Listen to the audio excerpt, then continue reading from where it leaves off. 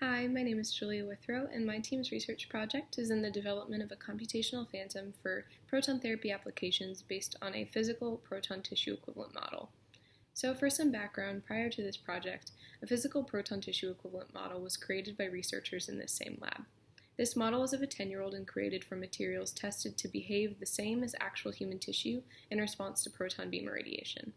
In this way, this model can be used for research studies involving the effects of radiation therapy by the placement of dosimeters in various parts within the model. These studies are mainly being used in proton therapy, as I mentioned before, which is a form of radiation treatment for cancerous tumors that uses charged particles, which have a set range in material, as opposed to uncharged photons used in traditional radiotherapy. This prevents extra damage to healthy tissue surrounding a tumor, which can occur more frequently in traditional radiotherapy. So the computational model was created in a few different steps. First, the physical model was put into a CT machine, and these images were exported to a program called 3D Slicer.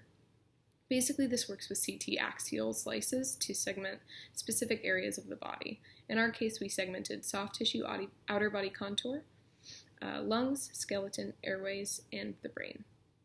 These segmentations are then exported as object files into a program called SpaceClaim in order to check them each for proper normal vector directions, self-intersections, prior to importing them into Rhino.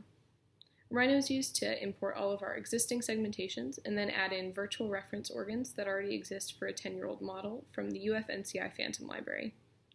With this polygon mesh phantom now created, it has to be checked extensively for mesh overlaps, sharp edges, and other unwanted intersections that will not allow proper exportation if left unresolved.